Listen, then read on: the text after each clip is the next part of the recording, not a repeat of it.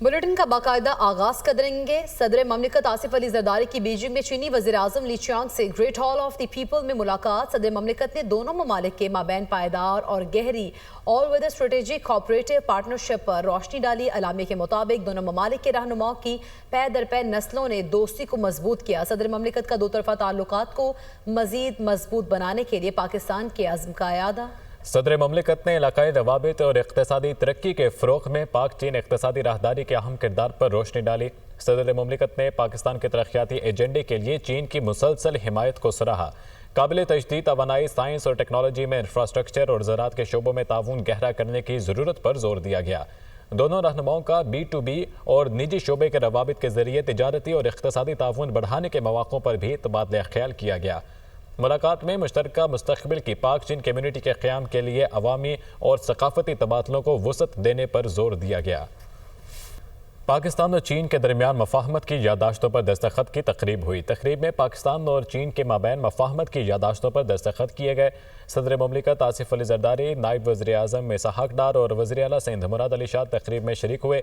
पाकिस्तान में सीमेंट की पैदावार में 5000 योमिया इजाफे के लिए प्रोडक्शन लगाई जाएगी। सिंध के महकमा तवानाई और चीन की मिंग योंग काबिल तजदीद तवानाई कंपनी के माबैन मफाहमती यादाश्त पर दस्तखत किए गए।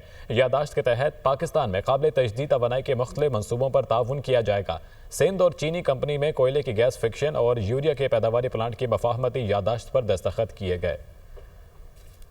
बिलावल भुट्टो जरदारी के अमरीकी सदर के दुआया नाश्ते की तकरीब में शिरकत। रवायती नाश्ते पर दुनिया भर के अहम सियासी रहनुमा और दीगर शख्सियात मौजूद। रवायती नाश्ते पर चेयरमैन पीपल्स पार्टी की अहम मुलाकातें मुतवक्के। आइंदा माह बिलावल भुट्टो चीन, यूरोप और अमरीका के दौरे पर भी जाएंगे। आपको बताएं कि बिलावल भुट्टो जरदारी के अमरीकी सदर के दुआया नाश्ते की तकरीब में शिरकत। PTI की 8 फरवरी को मीनार पाकिस्तान पर जलसे की इजाज़त के लिए दरख्वास्त पर समात। लाहौर हाई कोर्ट ने डिप्टी कमिश्नर को दरख्वास्त पर आज ही फैसला करने का हुक्म दे दिया। डिप्टी कमिश्नर लाहौर आज शाम 5 बजे तक जलसे की इजाज़त की दरख्वास्त पर फैसला करें। अदालती हुक्म पर चीफ सेक्रेटरी पंजाब अदालत के रूबरू पेश हुए। चीफ सेक्रेटरी साहब, क्या आपने रिपोर्ट देखी है? अदालत का इस्तफसार। आइन का आर्टिकल 10A भी देखा है। अदालत, अगर मीटिंग कल होती है और इनके जलसे की इजाज़त मुस्तरद हो जाती है तो कहाँ जाएंगे? अदालत ने कहा कि अगर आप जलसे की इजाज़त देते हैं तो एक दिन में तैयारी मुमकिन कैसे होगी? अदालत जो हुक्म देगी उस पर अमल करेंगे। चीफ सेक्रेटरी पंजाब की जानिब से यह जवाब दिया गया। अदालत को आपसे इसी जवाब की तवक्को थी। अभी आपको बराह रास्त लिए चलेंगे। वज़ीर खाना इस वक्त तकरीब से खिताब कर रहे हैं।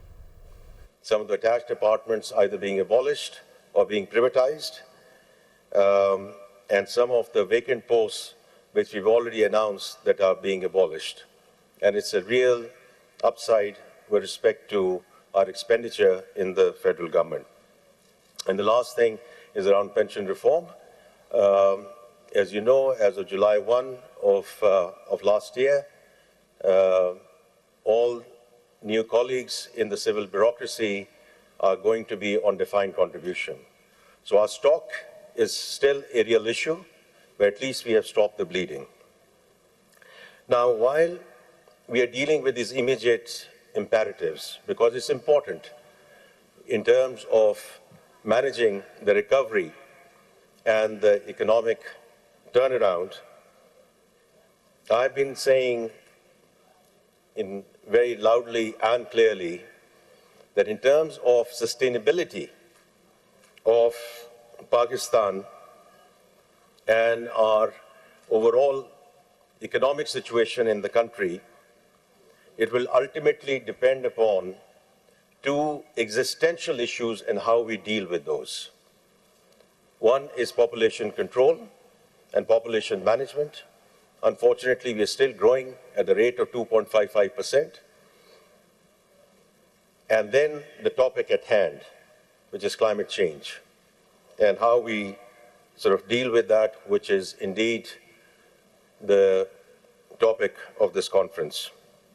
I do want to start by commending the organizers who have brought a galaxy of practitioners from around the globe to talk this issue. So we are very grateful to Asian Development Bank. As you know, at the fag end of last year, they announced $500 million and climate being a big part of that theme.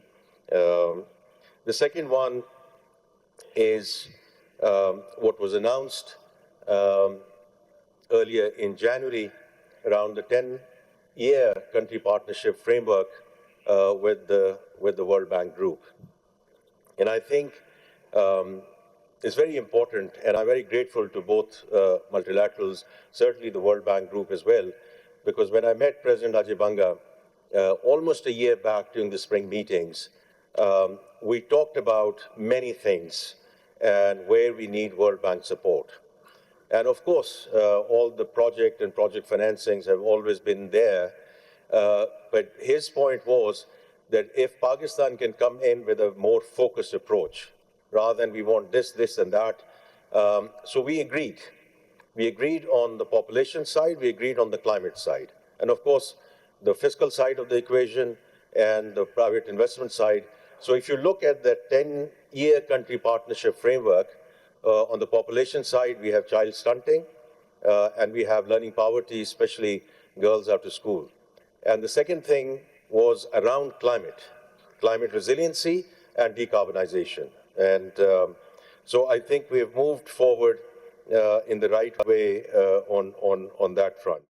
Shahbaz Sharif और Hamza Shahbaz Ramzan sugar mills case से बरी हो गए हैं। अहम खबर दे रहे हैं, शहबाज शरीफ और Hamza Shahbaz Ramzan sugar mills case से बरी। एंटी करप्शन अदालत लाहौर ने मुल्जिमान को बरी करने के अहकामात जारी कर दिए हैं। शहबाज शरीफ और Hamza Shahbaz Ramzan sugar mills case से बरी हो चुके हैं। एंटी करप्शन अदालत लाहौर ने मुल्जिमान को बरी करने के अहकामात जारी कर दिए हैं। अहम खबर सबको आगाह करें, शहबाज शरीफ और हमजा शहबाज के खिलाफ जो शुगर मिल्स केस चल रहा था, उसमें अदालत की जानिब से उनको बरी कर दिया गया है। एंटी करप्शन अदालत लाहौर ने बरी करने के अहकामात जारी कर दिए हैं। मोहम्मद अशफाक हमारे साथ मौजूद हैं। अशफाक, क्या अपडेट्स हैं? जी बिल्कुल, लाहौर की एंटी करप्शन अदालत ने वजीर आजम शहबाज शरीफ और साबिक वजीर आला हमजा शहबाज को रमजान शुगर मिल केस से रेफरेंस से बरी करने के इक़दाम जारी कर दिए हैं। इस हवाले से अदालत ने फैसला महफूज किया था, तो अब अदालत ने महफूज फैसला सुनाते हुए वजीर आजम शहबाज शरीफ और साबिक वजीर आला हमजा शहबाज को रमजान शुगर में रेफरेंस से बरी करने के इक़दाम जारी कर दिए हैं। अगर हम इस रेफरेंस के हवाले से बैकग्राउंड देखें तो शहबाज शरीफ और हमजा शहबाज के खिलाफ साल 2015 में चिन्योट में रमजान शुगर मिल के लिए नाला तमीर करवाने का इल्जाम था और नैब ने अपने रेफरेंस में ये कहा था कि नाले की तमीर से मुल्की खजाने को 21 करोड़ 30 लाख रुपए का नुकसान हुआ। इख्तिसाब अदालत लाहौर ने शहबाज शरीफ और हमजा शहबाज को 9 अप्रैल 2019 को फर्द जुर्म आयद की, जबकि इस दौरान जब इनकी गिरफ्तारी हुई तो 14 फरवरी 2019 को लाहौर हाई कोर्ट के 2 रुकनी बेंच ने शहबाज शरीफ की जमानत मंजूर की।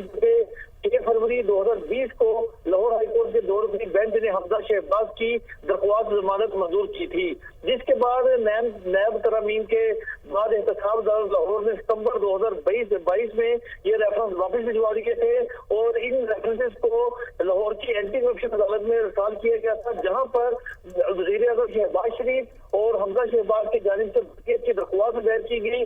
और इस दौरान अहम डेवलपमेंट उस वक्त हुई जब रेफरेंस दायर करने वाले जो मुद्दई थे जुल्फकार, उन्होंने अदालत में पेश होकर ये कहा कि ये रेफरेंस मैंने दायर नहीं किया और ना ही ये दरख्वास्त मैंने लिखी है, लिहाजा मेरा इससे कोई ताल्लुक नहीं।